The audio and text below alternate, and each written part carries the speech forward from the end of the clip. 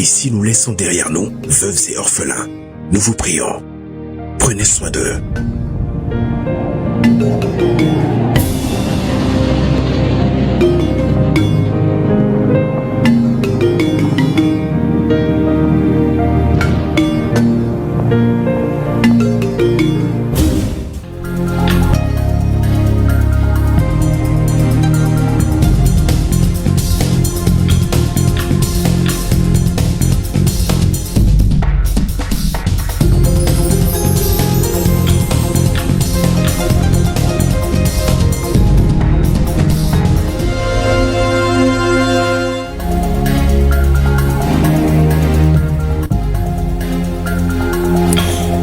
De 400 forages inaugurés à travers le pays, l'éclairage public sur certaines grandes artères de la capitale, des hôpitaux dotés de systèmes solaires en 4 ans. Voilà entre autres actions posées par le président de la transition à travers ses œuvres sociales. Ces actions du général d'armée Assimi Goïta sont la concrétisation d'une promesse tenue lors de sa prestation de serment en 2021, celle d'allouer 15% de ses fonds de souveraineté aux œuvres sociales.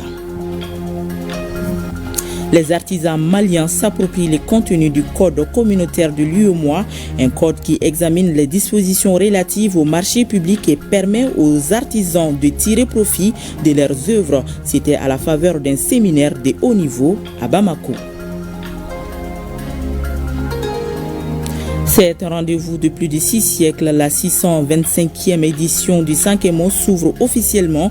Le thème est Sankemo, notre identité culturelle d'unité, de cohésion et de développement dans la Confédération des États du Sahel AES. La ville de Santoro et Karantela est fin prête pour accueillir les festivaliers. Et nous sommes mercredi 11 juin. Mesdames et messieurs, bonsoir et bienvenue. Le Conseil des ministres s'est réuni en session ordinaire dans sa salle de délibération au palais de Koulouba sous la présidence du général d'armée Assimi Goïta, président de la transition, chef de l'État. Avec moi sur ce plateau, Mahamadou Kouni pour la lecture du communiqué. Bonsoir. Bonsoir, Barakissa Ouattara, mesdames et messieurs, bonsoir. À l'entame de la session, son Excellence, le général d'armée Assimi Goïta, président de la transition, chef de l'État, a présenté ses meilleurs vœux aux membres du gouvernement ainsi qu'à leurs familles à l'occasion de la fête de Tabaski. Le chef de l'État a formulé des vœux de succès à l'endroit des forces d'armée et de sécurité qui se battent au quotidien contre les forces du mal. Il a également souhaité prompt rétablissement aux blessés et fait des prières pour le repos éternel de l'âme des disparus. Pour terminer, le président de la transition a exhorté les membres du gouvernement à plus d'abnégation pour le bonheur de la population à travers le respect des principes constitutionnels qui guident l'action publique. En réponse, le Premier ministre, chef du gouvernement, a présenté au président de la transition, chef de l'État, ainsi qu'aux membres de sa famille, les meilleurs vœux des membres du gouvernement. Il a assuré le chef de l'État de l'engagement de l'équipe gouvernementale à conduire l'action publique pour la satisfaction des besoins vitaux de la population dans le respect des principes édictés. Après examen des points inscrits à l'ordre du jour, le Conseil a adopté des projets de texte, procédé à une nomination et entendu des communications. Au chapitre des mesures législatives et réglementaires, 1. Sur les rapports du ministre de la Réconciliation, de la Paix et de la Cohésion nationale, le Conseil des ministres a adopté A. Un projet de décret portant modification du décret numéro 2024-0328 PTRM du 4 juin 2024 portant création, organisation et modalités de fonctionnement de la Commission nationale désarmement, démobilisation, réinsertion. B. Un projet de décret portant modification du décret numéro 2024-0329 PTRM du 4 juin 2024 portant création, organisation et modalités de fonctionnement de la Commission nationale d'intégration. La Commission nationale de désarmement, démobilisation, réinsertion et la Commission nationale d'intégration ont été créées respectivement par les décrets numéro 2024-0328 PTRM et numéro 2024-0329 PTRM du 4 juin 2024.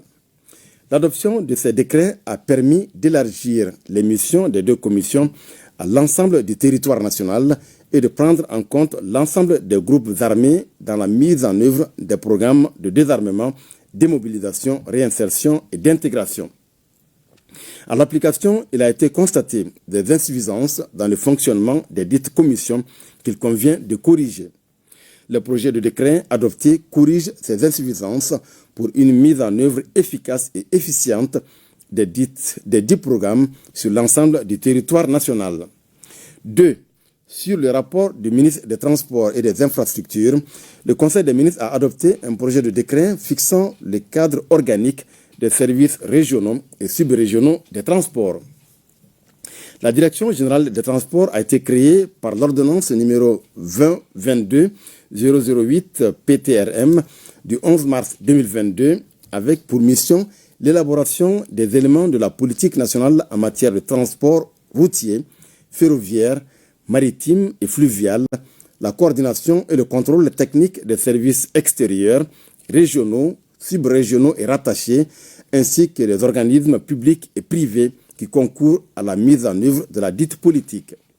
Le décret numéro 2022-0142 PTRM du 11 mars 2022, qui fixe son organisation et les modalités de son fonctionnement, prévoit que l'activité de coordination et de contrôle de la Direction générale des transports s'exerce sur les services rattachés, les services extérieurs, les services régionaux et subrégionaux des transports, placés sous l'autorité et la tutelle du ministre chargé des Transports. Le décret numéro 2023-0085 PTRM du 10 février 2023 portant création des services régionaux et subrégionaux des transports introduit dans l'organisation de la Direction générale des transports des bureaux locaux des transports chargés notamment de recueillir et d'enregistrer les données sur le fret et le transit des marchandises maliennes, d'établir les statistiques des compagnies de transport public et les procès-verbaux pour l'immatriculation des véhicules. Ainsi, la relecture du décret numéro 2023-02-19 PTRM du 31 mars 2023 fixant le cadre organique des services régionaux et subrégionaux de transport est apparue nécessaire pour prendre en compte le personnel à affecter aux bureaux locaux des transports. C'est dans ce cadre que le projet de décret adopté prévoit pour les 5 prochaines années l'effectif du personnel nécessaire à la mise en œuvre des missions des services régionaux et subrégionaux des transports. 3. Sur le rapport du ministre délégué auprès du Premier ministre chargé des réformes politiques et du soutien au processus électoral, le Conseil des ministres a adopté un projet de loi portant révision de la charte de la transition. Les assises nationales de la refondation tenues du 27 au 30 décembre 2021 ont formulé 517 recommandations devant conduire à une refondation totale de l'État et surtout à la construction d'une nouvelle vision politique demandée par le peuple malien, à savoir mener des réformes politiques et institutionnelles prioritaires avant d'organiser des élections. La mise en œuvre de ces recommandations a permis, entre autres, l'adoption d'une nouvelle constitution par référendum le 18 juin 2023 et promulguée le 22 juillet 2023 par le président de la transition, chef de l'État. Depuis la rectification de la transition et la lutte pour une souveraineté pleine voulue par le peuple, le Mali est confronté à des défis dont certains sont soutenus par des sponsors étrangers.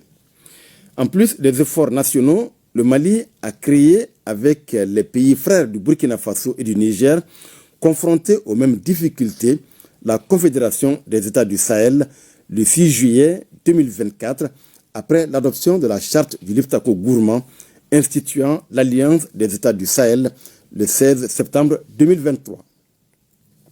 Malgré l'adoption d'une nouvelle constitution, le contrôle de l'ensemble du territoire par les forces armées et de sécurité, ainsi que les résultats obtenus dans la lutte contre le terrorisme et l'extrémisme violent, notre pays et les pays de l'AES sont toujours confrontés à la menace de la déstabilisation internationale et l'atteinte aux intérêts vitaux des populations. Ainsi se pose à notre pays, à l'instar des autres pays de l'AES, la question cruciale de la nécessité de poursuivre la transition pour parvenir à la pacification totale de nos États. Le projet de loi adopté s'inscrit dans le cadre de la mise en œuvre des recommandations des concertations des forces vives de la nation et des Maliens établis à l'extérieur pour répondre aux attentes légitimes du peuple malien, notamment la révision de la charte de la transition en accordant au chef de l'État un mandat de 5 ans renouvelable à partir de 2025, à l'instar de ses pairs de la Confédération AES. Au chapitre des mesures individuelles, le Conseil des ministres a procédé à une nomination. Le nom de l'intéressé est disponible sur le site web du secrétariat général du gouvernement www.sgg-mali.ml et dans le journal L'Essor. Au chapitre des communications, 1. Le ministre des Affaires étrangères et de la coopération internationale a informé le Conseil des ministres de l'élection de notre compatriote Dr Modibo Sakho, magistrat au poste de président de la Cour africaine des droits de l'homme et des peuples. Lors de la 77e session ordinaire de la Cour africaine des droits de l'homme et des peuples, le Dr Modibo Sakho, magistrat, a été élu au poste de président pour un mandat de 2 ans renouvelable. Pour rappel, Dr Sakho a occupé le poste de vice-président de la dite Cour pendant 2 ans sous la présidence du Tanzanien Imani Daoud Aboud. Cette élection, en plus de la reconnaissance du mérite, est un réel succès diplomatique. 2. Le ministre de la Jeunesse et des Sports, chargé de l'instruction civique et de la construction citoyenne, a informé le Conseil des ministres du lancement de la 4e édition du programme à l'école de la citoyenneté à Bamako et des éditions pilotes dans cette région. La 4e édition du programme à l'école de la citoyenneté et des éditions pilotes des régions est prévue du 10 au 24 juillet 2025 dans le district de Bamako ainsi qu'à Kaï, Koulikoro, Sikasso, Ségou, Mopti, Tombouctou et Gao. À l'école de la citoyenneté est un programme de formation et d'éducation citoyenne initié à l'intention des jeunes du Mali. Il vise à inculquer et développer chez les jeunes l'esprit patriotique en vue d'en faire des bâtisseurs et des défenseurs de la nation. Le programme est composé de modules sur la citoyenneté, le civisme, la civilité, la paix, la cohésion sociale et le vivre ensemble. Cette 4e édition enregistrera 400 participants à Bamako et les phases pilotes des régions auront chacune 200 participants pour un total de 1800 jeunes formés. Cette grande rencontre verra la participation des jeunes de l'AIS et de la diaspora. Les candidats pourront postuler en ligne ou déposer leur candidature au niveau des différents gouvernorats ou à la direction régionale de la jeunesse et des sports du district de Bamako et des régions ciblées. 3.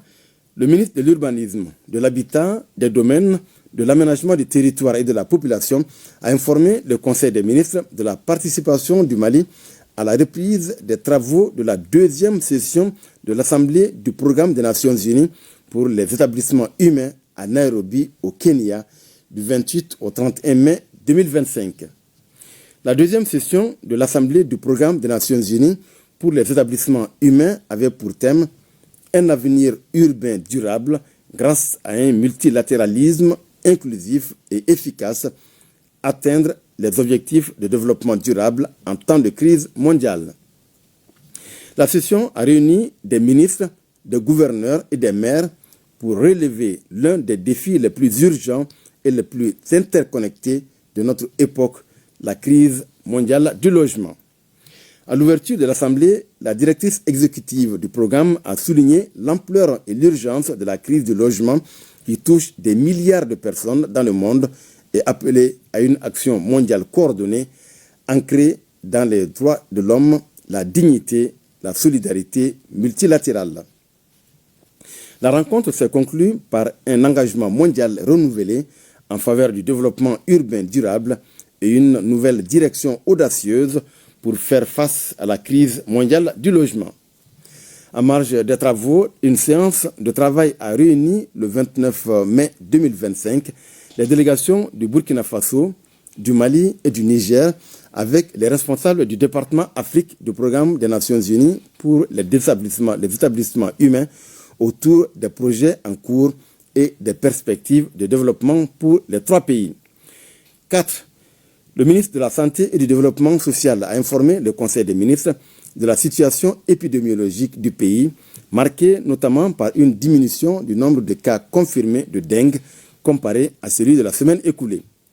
Le président de la transition, chef de l'État, a cependant appelé la population au respect strict des mesures de prévention et de lutte contre les maladies. Voilà, Mbrakissa Ouattara, ce qu'il fallait retenir du contenu du communiqué du Conseil des ministres de ce mercredi. Merci bien, Mahamadou Koni. Et ce communiqué, le président du Conseil national de transition informe les membres du CNT que dans le cadre de la session ordinaire d'avril 2025 en cours, une séance plénière se tiendra le jeudi 12 juin 2025 et jour suivant s'il y a lieu. Le projet d'ordre du jour porte sur les points suivants. 1. Adoption de procès verbal. 2. Délibération sur les projets de loi. 3. Communication. Les travaux débuteront à partir de 9h dans la salle de l'Ibaba Sissoko du Centre international de conférence de Bamako, CICB. Le président du Conseil national de transition sait compter sur la bonne compréhension de tous et la séance est publique. Je le disais, dans le cadre de l'an 4 du président de la transition, le général d'armée Assimi Goïta, ce soir nous nous intéressons aux œuvres sociales du chef de l'État. On se rappelle, depuis sa prestation de serment en 2021, le président Goïta s'est engagé à allouer les 2/3 de ses fonds de souveraineté aux œuvres sociales. Et depuis, ce sont des milliers de Maliens qui ont accès gratuitement à l'eau potable, des hôpitaux dotés de systèmes solaires. À ceux-là s'ajoute l'éclairage public sur certaines voies de la capitale. Voyons tout cela avec Koumba Sissi.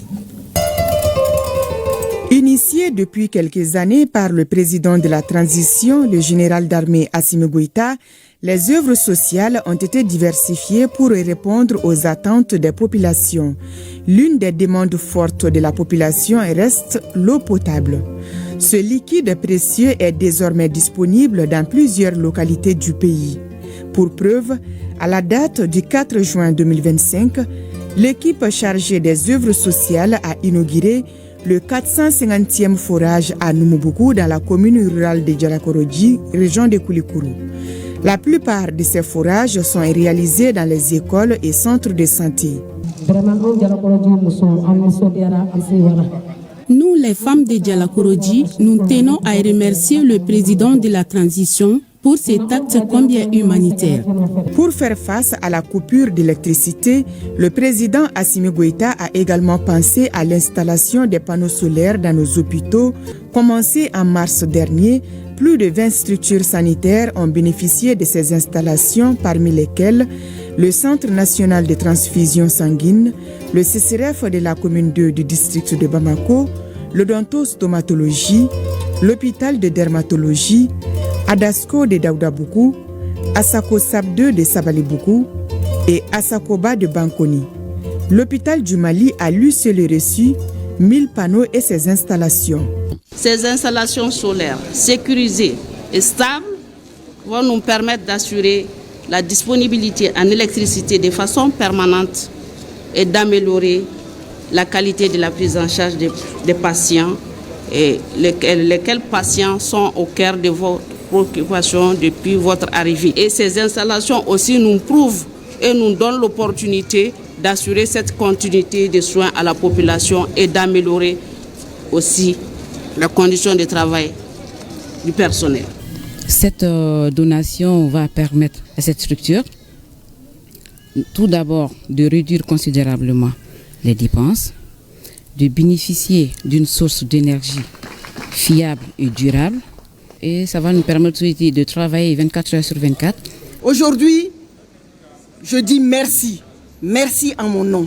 Merci au nom de tous les sans-voix, de tous les patients qui vont bénéficier de ces installations. Merci au personnel, au nom du personnel qui va faire ce travail dans de bonnes conditions. Une mission, c'est les moyens. Aujourd'hui, les agents de l'hôpital du Mali, on vous félicite pour tout ce que vous faites. Mais aujourd'hui encore, redoublez davantage d'efforts.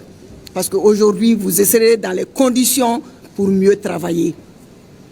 Donc, on ne cessera de remercier le président de la transition. Autre volet des œuvres sociales est l'électrification des grands axes de la capitale.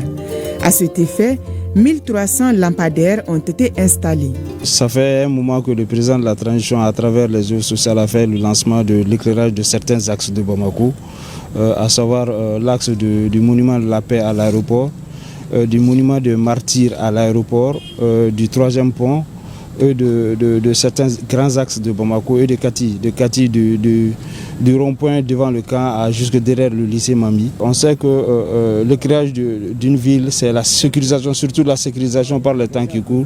Le président de la transition fait agir sa solidarité, son patriotisme, afin que le Bamako en particulier et les Maliens en général puissent vivre dans du bonheur. Les lampadaires installés sont de la dernière génération. Ce sont des panneaux monocristallins d'une puissance de 200 watts qui sont adaptés à notre environnement géoclimatique avec protection contre la poussière et l'eau de pluie. Ces lampadaires ont une durée de vie de 10 ans et leurs ampoules sont de 220 lumen watts, rechargeables en seulement 6 heures pour 12 heures continues d'éclairage. Pendant le mois de Ramadan et les carêmes chrétiens passés, des vivres ont été également distribués à Bamako et à l'intérieur du pays pour permettre aux croyants en situation de vulnérabilité de passer ces périodes d'adoration dans de meilleures conditions. Quant aux personnes en situation de mobilité réduite, elles ont reçu des mototricycles pour faciliter leur déplacement. Sous l'émotion, certains de ces bénéficiaires n'arrivent pas à tenir leurs larmes.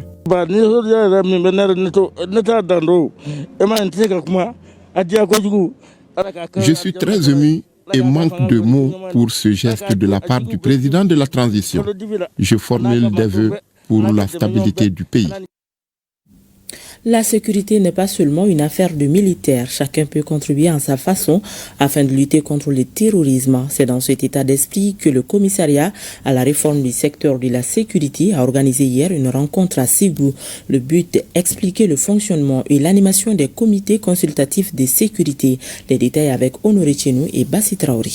En initiant cet atelier, le commissariat à la réforme du secteur de la sécurité entend sensibiliser les acteurs régionaux et locaux sur leur rôle et responsabilité dans le fonctionnement des comités consultatifs de sécurité, recueillir leur point de vue sur les actions menées auprès des comités, entre autres. Ces comités consultatifs de sécurité, étant le maillon essentiel du cadre institutionnel de la réforme du secteur de la sécurité, sont chargés mensuellement d'évaluer la situation sécuritaire, d'émettre des avis et recommandations à l'endroit de l'exécutif local et des acteurs de la sécurité, de contribuer à l'échange d'informations, à la sensibilisation et à une meilleure prise en compte des préoccupations des populations en matière de sécurité.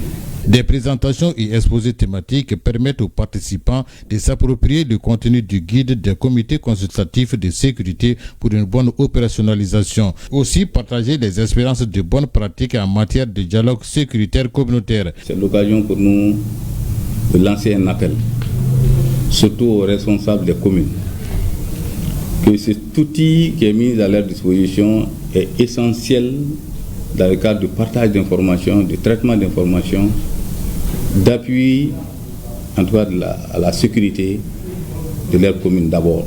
Ils sont plus de 50 participants issus de diverses structures à participer au présent atelier, un atelier financé par le PNUD. Dans le cadre de la 26e édition de la quinzaine de l'environnement, l'ONG Join for Water organise un symposium national sur les thèmes la sécurité de l'eau et la résilience climatique, restaurer les écosystèmes et lutter contre la pollution pour un accès durable à l'eau.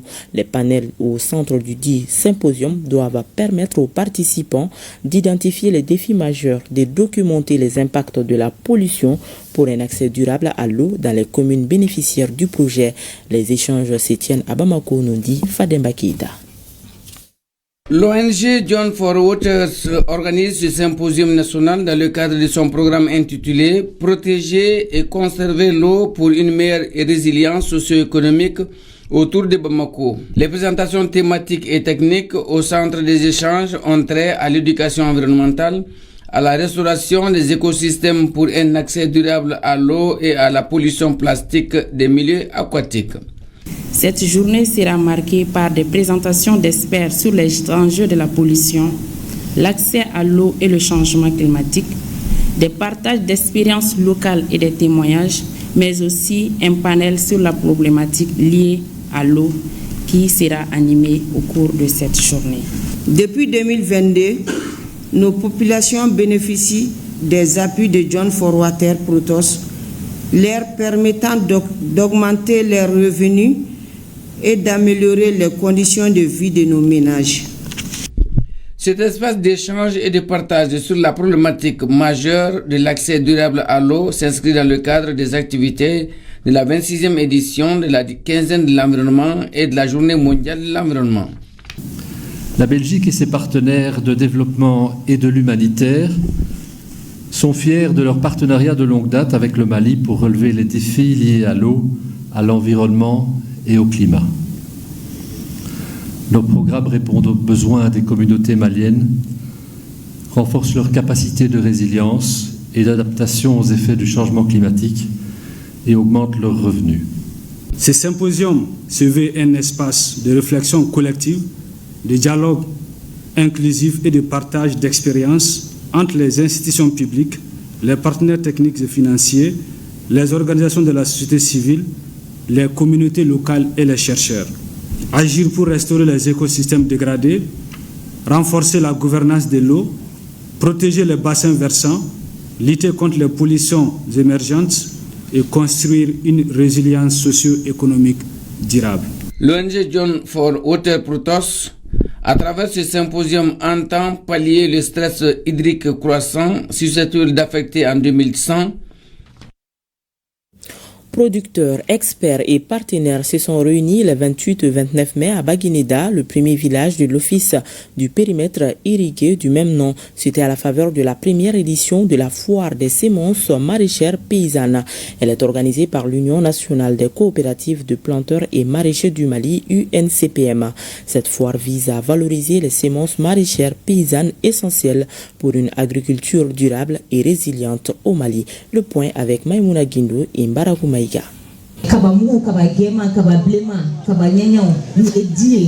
À Baguineda, une localité où l'agriculture est à la fois un mode de vie et un pilier économique, les semences maraîchères paysannes occupent une place stratégique. C'est justement pour leur redonner toute leur valeur que l'Union nationale des coopératives des planteurs et maraîchers du Mali, UNCPM, a lancé à Baguineda une foire dédiée à ces semences locales et pour cause, la souveraineté alimentaire. On s'est dit que la semence est essentielle pour la souveraineté agricole, la souveraineté alimentaire. Et maintenant, nous savons que la semence est un problème très sérieux dans la mesure où on peut dicter, on peut changer le génome de la semence, avoir des organismes génétiquement modifiés qui, personne ne sait quel est leur impact sur l'organisme qui va les consommer, entre autres. Donc, en voyant tout cela, on s'est dit que dans le sens du développement de la souveraineté alimentaire, faisons en sorte que nos semences locales soient valorisées et reconnues par les autorités. Prenant la parole lors de la cérémonie, le représentant de la Direction nationale de l'agriculture n'a pas manqué de souligner les nombreux défis auxquels fait face le secteur maraîcher au Mali. Ces semences qui sont l'héritage de plusieurs années de savoir agricole représentent une solution durable aux défis actuels. Défis dont on peut citer entre autres un cadre juridique inadapté, les défis de recherche, nous avons des problèmes de financement et d'organisation. On est venu ici aujourd'hui présenter les semences et présenter les produits agroécologiques qui rentrent dans la conservation des semences paysannes. Les échanges ont permis de faire émerger des pistes concrètes pour renforcer la place des semences maraîchères paysannes dans l'agriculture malienne. L'UNCPM espère faire un pas de plus vers une souveraineté semencière nationale enracinée dans le savoir paysan. C'est parti depuis hier à Bamako pour les travaux de l'atelier de formation de 3 jours sur les techniques pédagogiques à l'intention de 40 formateurs et enseignants issus des centres de formation publics et privés. Organisé par le Fonds d'appui à la formation professionnelle FAFPA, l'atelier vise à renforcer les compétences pédagogiques des participants. Reportage Sogona Kamisuku. S'il y a un défi que compte relever le Fonds d'appui à la formation professionnelle et à l'apprentissage, FAFPA, c'est bien celui de l'amélioration de la qualité des organismes de formation. La finalité est de répondre aux besoins du marché du travail. C'est dans cette dynamique que s'inscrit cette session de formation des formateurs et enseignants issus des centres de formation publics et privés. La formation de 3 jours regroupe 40 participants. Elle constitue une étape décisive pour la mise en œuvre du programme régional de formation professionnelle PROFOR. Conformément au plan d'action du gouvernement du Mali 2025-2026, notre département prévoit de placer 1700 jeunes déscolarisés et non scolarisés en apprentissage et de donner l'occasion de former 7516 jeunes dans des métiers porteurs. La session de formation qui nous réunit aujourd'hui constitue l'aboutissement d'un processus initié avec la sélection par le FAFPA de 7 formateurs ayant bénéficié de 3 sessions de formation à Grand Bassam en Côte d'Ivoire, grâce à l'appui de la Haute École fédérale de la formation professionnelle de Lausanne. Dans la continuité de ce processus, 40 formateurs et enseignants issus des centres de formation publics et privés, ainsi que des établissements d'enseignement technique et professionnel, seront encore formés aux techniques pédagogiques, notamment à la conception de séquences de formation. Le Fonds d'appui à la formation professionnelle découle d'un partenariat dynamique entre le réseau africain des institutions et le Fonds de formation professionnelle et la Haute École fédérale de la formation professionnelle. 3 structures et un objectif commun, trouver des solutions aux difficultés auxquelles le secteur est confronté. Je l'annonçais au sommaire, les acteurs de l'artisanat malien tiennent un séminaire de 3 jours sur le code communautaire de l'artisanat de l'UEMOA. Cette rencontre vise à identifier l'ensemble des mesures d'application à prendre dans le cadre de la mise en œuvre intégrale du code communautaire de l'artisanat et établir un chronogramme de mise en œuvre. Ce séminaire vise en outre à définir les rôles et responsabilités des parties prenantes dans la mise en œuvre du dit code. Compte rendu, Djemba Moussa Konati. En vigueur depuis 2014, le Code communautaire de l'UEMOA est un document de 50 pages. Il traite les sujets liés à l'activité artisanale, l'apprentissage dans les métiers de l'artisanat et la qualification professionnelle des artisans, l'assurance et la protection sociale des artisans, l'accès au marché public, entre autres. Ce séminaire national de 3 jours vise donc à favoriser l'appropriation du Code par l'ensemble des acteurs impliqués dans la gestion du secteur au niveau national. Pour accéder à la commande publique, il faut le ministère de l'économie et des finances. Il faut la direction générale des impôts. Pour les formations également, il faut le ministère de l'emploi et de la formation professionnelle et la direction nationale de la formation professionnelle. Donc tous ces acteurs sont sur place.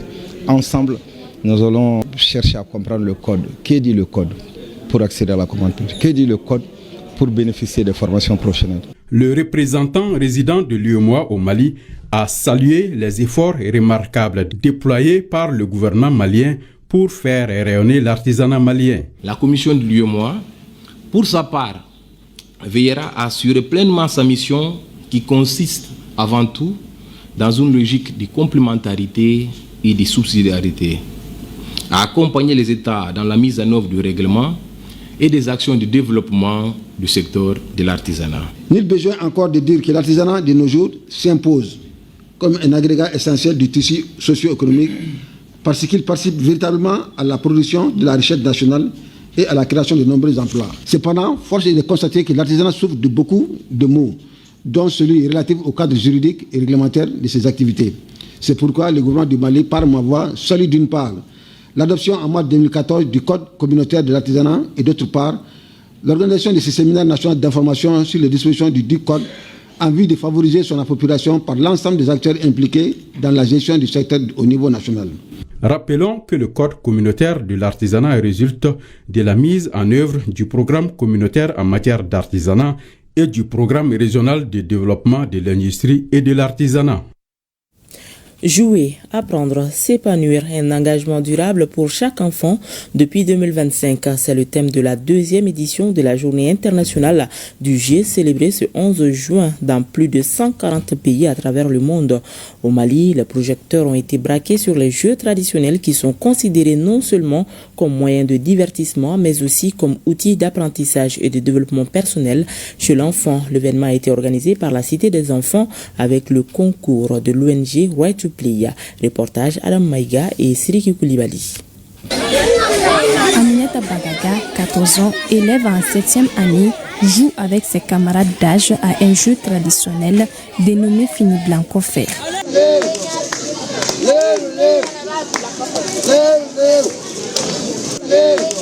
Le principe est simple. Une des joueuses dépose discrètement un objet enveloppé dans un tissu derrière une autre. Dès que celle-ci s'en rend compte, elle poursuit la première tout en lui lançant l'objet, dans l'espoir de trouver une place pour s'asseoir. La règle est claire. Si l'objet touche celle qui est poursuivie avant qu'elle ne s'installe, elle perd la partie. J'aime beaucoup ce jeu traditionnel, Fini Blanco Fait. C'est un moyen de distraction et un passe-temps pour moi.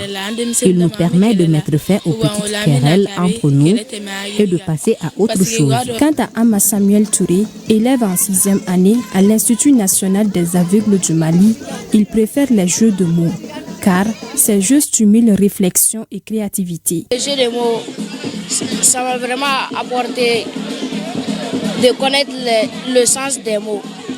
Ça m'a permis de me distraire et maintenant, quand nous sommes en classe, la leçon de vocabulaire, ça m'a vraiment aidé à dire le sens des mots. En plus de Fini Blanco Fait et des jeux de mots, de nombreux autres jeux traditionnels ont rythmé la journée, notamment le jet de pierre et la course à l'œuf.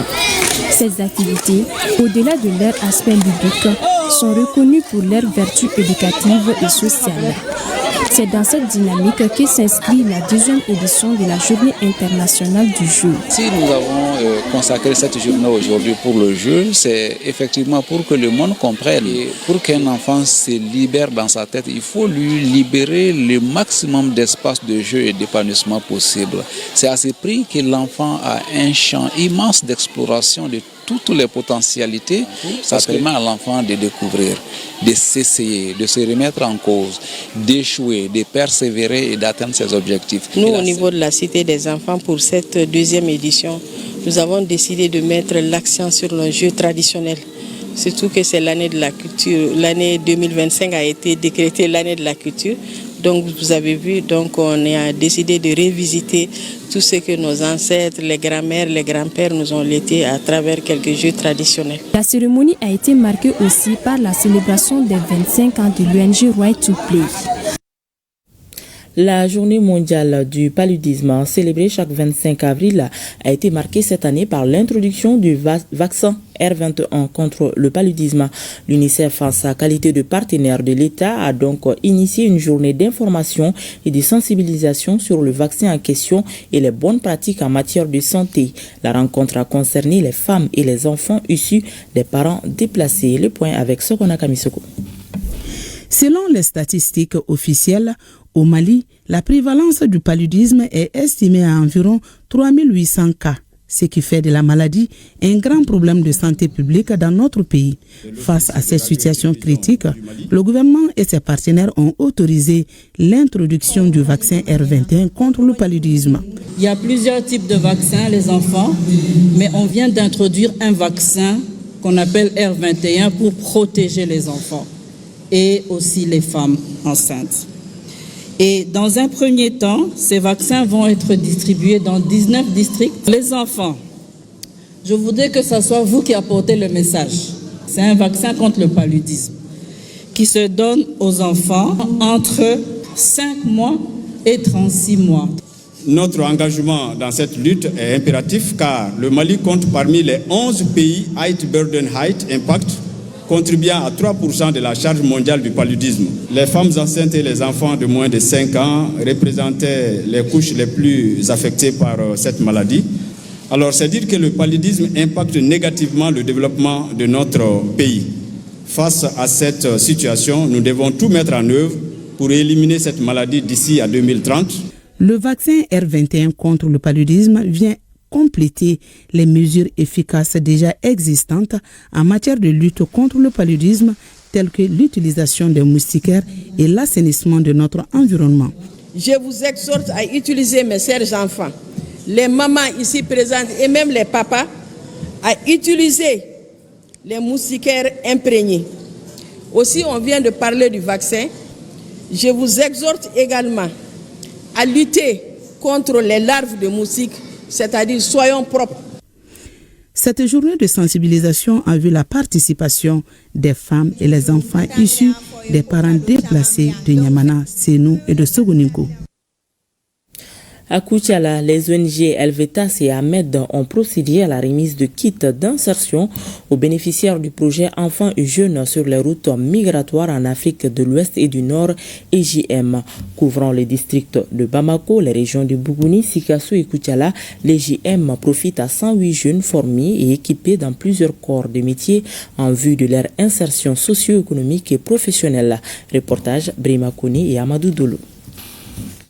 C'est une cérémonie de remise de kits aux jeunes formés dans le cadre de la mise en œuvre du projet Enfants et Jeunes sur les routes migratoires en Afrique de l'Ouest et du Nord, EJM. Un projet porté par les ONG Ahmed et Helvetas qui assure l'insertion socio-professionnelle de 108 jeunes en migration formés dans plusieurs corps de métiers. L'ONG Ahmed est chargée de la mise en œuvre de la partie qui concerne l'identification des jeunes sur les routes de migration et leur réinsertion socio-professionnelle.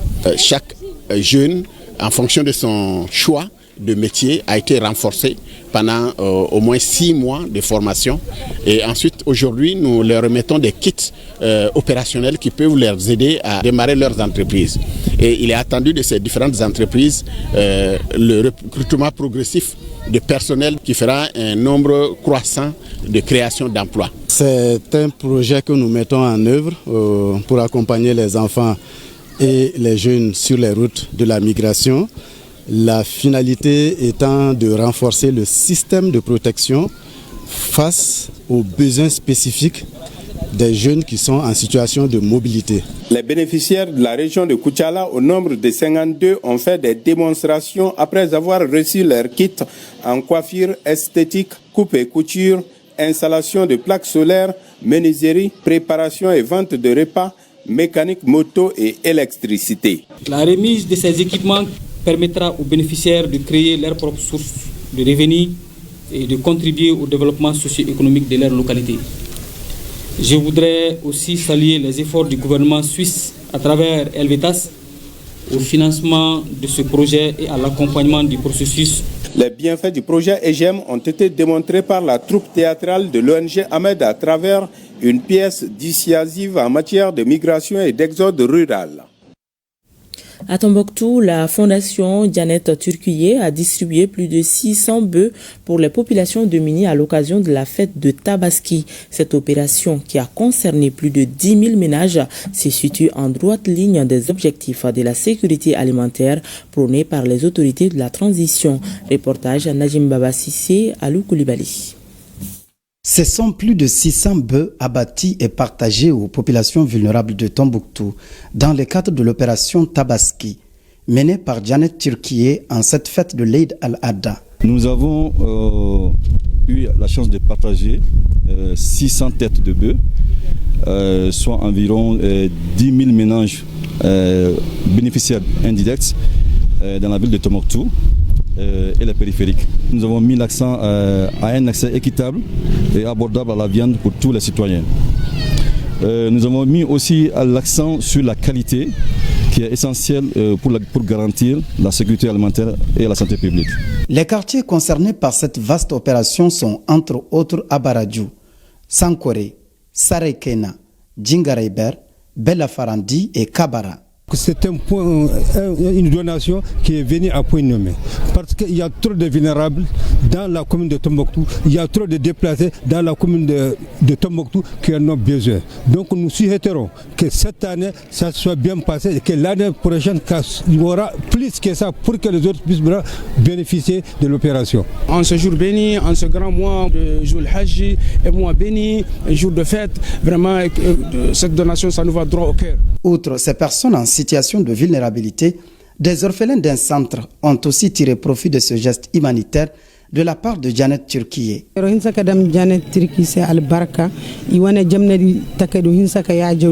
Parce qu'il nogue directement pour les bénéficiaires. Donc au moment à kata yatakal yetimianero okipenda yinka duham et jingadira. Donc au chaika a hinsaka kanies. Après avoir salué ces actions altruistes, les bénéficiaires affichent leurs sentiments pour sa pérennisation. Janet Turkiye n'est pas à sa première action humanitaire dans la région de Tombouctou. Partons à San pour parler du Sankemo. Ce rituel de pêche collective qui aura lieu demain est à sa 625e édition. L'édition 2025 est placée sous le haut parrainage du président de la transition, le général d'armée Assimi Goïta. Elle se tient autour du thème Festival Sankemo, notre identité culturelle d'unité, de cohésion et de développement dans la Confédération des États du Sahel, AES. Durant 7 jours, des activités riches que variées seront au programme. En somme, il s'agit de sauvegarder ce patrimoine immatériel. De la correspondance d'Idrissa Koni. L'ambiance à San est à la célébration de la 625e édition de la fête traditionnelle Sankemo qui se tient ce jeudi 12 juin. Pour la 6e année consécutive, la tradition est respectée, celle de coupler à ces rites de pêche collective une semaine culturelle dénommée Festival Sankemo. Cette année 2025, consacrée année de la culture par son Excellence le général d'armée Assimi Goïta, président de la transition chef de l'État. Nous avons l'immense honneur d'organiser ces festivals sous le haut patronage et parrainage du président de la transition autour du thème Festival Sankemo, notre identité culturelle, source d'unité, de cohésion et de développement dans la Confédération des États du Sahel, AES. J'ai fait quelques années, je l'ai fêté. Vraiment, je suis très content. Cette année, c'est un thème spécial, surtout il y a l'AES. Donc vraiment, je suis très ravi de ça aussi. Le Sankemo est plus qu'une pêche. Il est une identité culturelle, un héritage, un moment où tous les fils de sang se retrouvent pour communier autour de la mare sacrée Sanké. Je suis là aujourd'hui pour magnifier vraiment tous les efforts que nous avons eu à faire comme tous les autres fils sanois qui se sont engagés auprès de la transition pour la réussite vraiment à un nouveau Mali. Cette 625e édition propose un programme où tradition et modernité riment ensemble. Il s'agit de promouvoir la culture des San dans toute sa diversité socio-culturelle et économique. Événements culturels et identitaires, les Sankemo revêt une importance capitale pour la population de la région de San, qui le considère comme un rituel qui assure à l'individu à la fois protection et bonheur. Il le regroupe dans une atmosphère de parfaite symbiose. Des milliers de personnes virant de divers horizons autour des manifestations folkloriques et des pêches collectives au niveau de la mare sacrée Sanké. La cérémonie agrémentée par plusieurs prestations artistiques, entre autres danses traditionnelles, chœurs, solos de chant, a pris fin par la visite des stands d'exposition par les officiels.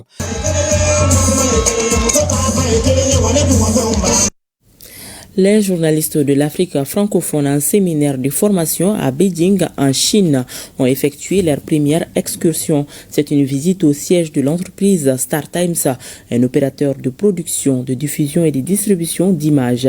StarTimes distribue des images à 830 chaînes africaines télé et radio. L'entreprise emploie 1000 personnes, dont des Africains. Le récit de notre envoyé spécial à Beijing, Mohamed Kayantao.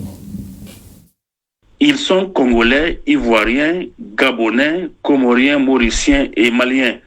Tous occupent des postes de responsabilité dans leurs structures respectives. Ce mercredi, ils ont effectué une visite dans l'entreprise StarTimes. C'est un opérateur spécialisé dans la production, la diffusion et la distribution d'images. Présente en Afrique depuis des années, Star Times noue déjà des partenariats avec 830 chaînes de télévision et de radio sur le continent. Avec 1000 employés, dont une vingtaine de professionnels africains, l'entreprise se place parmi les géants de la technologie au monde. Cette immersion médiatique en Chine est d'une importance capitale, du moment où ça peut nous permettre quand même d'échanger des expériences avec nos confrères chinois et en même temps découvrir un environnement médiatique qui n'est pas forcément le même chez nous. Quand je vois ici le déploiement en tout cas de cette technologie, je vois quand même vraiment le sérieux qui a été mis. Je pense que vraiment la partie chinoise doit être encouragée parce que ceci aussi participe, vous voyez, à la numérisation, vous voyez, participe à la numérisation, vous voyez, de l'Afrique, parce que tout ce qui est développé ici est aussi transféré en Afrique. Notre visite ici au niveau de la Chine a rendu ma vision plus claire. Une conférence de presse a mis un terme à cette visite.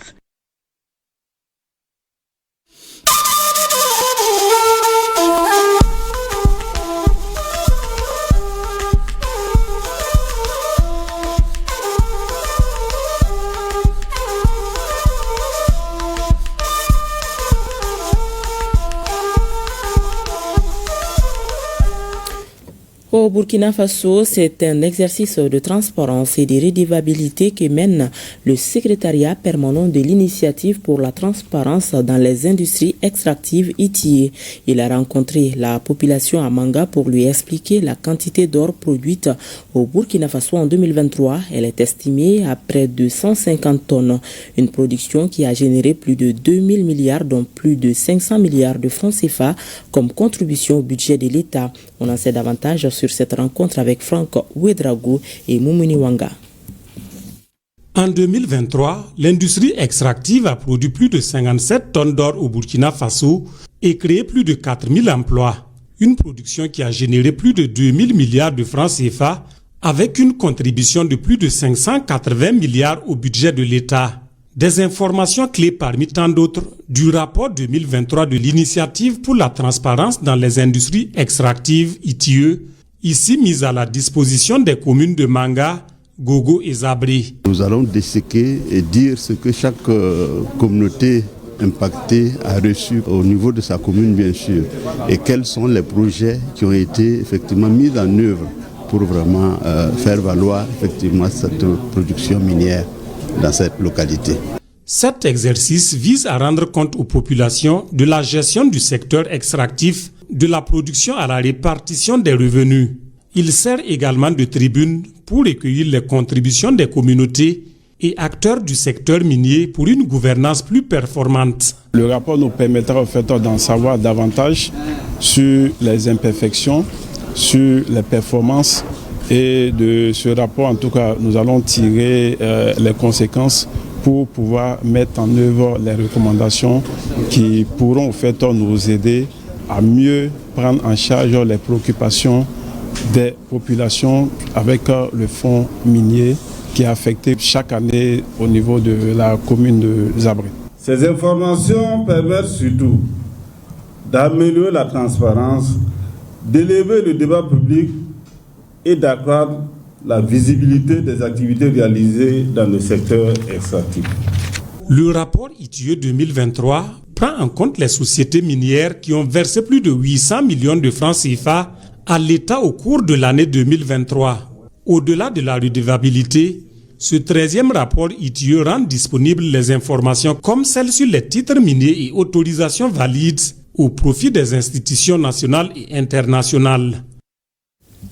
Le ministre nigérian de la Communication et des Nouvelles Technologies de l'Information a effectué une visite à l'École supérieure des sciences de la communication et des médias. Une visite guidée suivie d'une séance de travail entre la délégation ministérielle et les responsables de l'établissement pour mieux cerner le fonctionnement et les ressources disponibles. Le compte-rendu avec Awa Maman et Abdoulaye Ali. Le Centre de formation aux techniques de l'information CFTI, devenu l'Institut de formation aux techniques de l'information et de la communication IFTIC, puis l'École supérieure des sciences de la communication et des médias ESCOM, est un établissement public à caractère scientifique techniques et culturelles qui compte au titre de l'année académique 2024-2025 un effectif de 445 élèves et étudiants. Dans le cadre de cette visite de l'autorité de tutelle, le nouveau bâtiment à étage, la salle informatique, la salle de montage, la régie, les amphithéâtres dont un en travaux de réhabilitation et la bibliothèque nécessitant un dispositif de numérisation ont tous été scrutés par le ministre de la Communication et des Nouvelles Technologies de l'Information.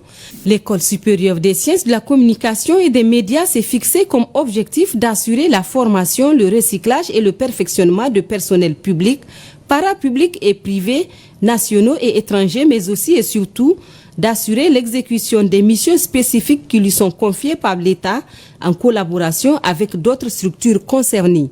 Force est de constater que quelques difficultés entravent le bon fonctionnement de l'établissement.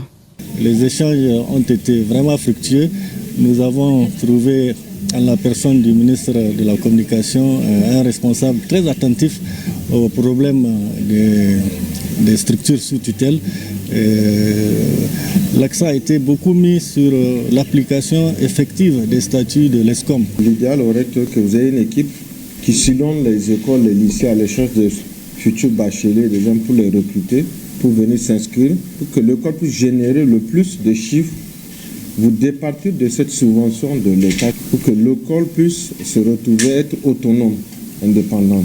L'École supérieure des sciences de la communication et des médias forme en communication pour le développement, communication des entreprises, journalisme audiovisuel, journalisme presse écrite, technique, production-réalisation, technico-artistique, maintenance audiovisuelle et informatique, management des médias et en sciences de l'information documentaire.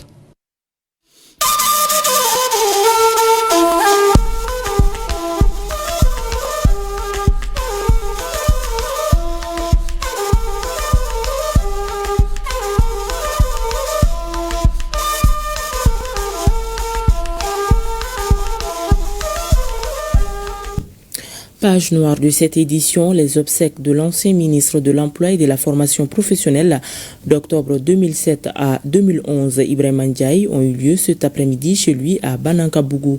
L'ancien maire du district de Bamako a été accompagné en sa dernière demeure par sa famille, ses amis et proches collaborateurs dans une atmosphère empreinte de tristesse. On notait la présence de l'ancien président de la transition, professeur Dionkunda Traoré, des membres du gouvernement. Ibrahima Ndiaye a été inhumé au cimetière de Faladje. Le reportage de Youssouf Diakité. Ibrahima Ndiaye Diib, ancien ministre de l'Emploi et de la Formation professionnelle, ancien maire du district de Bamako, a été accompagné ce mercredi 11 juin 2025 à sa dernière demeure par les parents, les amis, les collaborateurs et une famille durement attristée. Il repose désormais au cimetière de Faladje. Une carrière bien remplie, un parcours qui inspire admiration avec plusieurs distinctions honorifiques, notamment commandeur de l'Ordre national du Mali, officier de l'Ordre national du Mali, commandeur de l'Ordre national du Burkina Faso, entre autres. Merci, Ba. Merci, cher Père, digne fils de tes ancêtres. Merci, Ndiaye Djoumon, Ida Sayaye. En ce jour où le silence nous pèse, où les cœurs sont en deuil, je prends la parole, chargée au nom de notre famille, de Bongoro à Kaï jusqu'à Bamako, pour te rendre un dernier hommage et te dire l'indicible. Bah, te rends-tu compte de là où tu nous regardes, du vide immense que tu nous laisses? Jamais je n'aurais imaginé que ma première grande prise de parole serait un adieu à toi, mon père. Les amis et les collaborateurs manquaient de mots pour apprécier les qualités humaines, professionnelles et sociales de l'homme. Il était détenteur d'un diplôme d'études approfondies en psychologie sociale. Ce que Dieu fait est bon. Donc Iba pour nous, c'était une voix.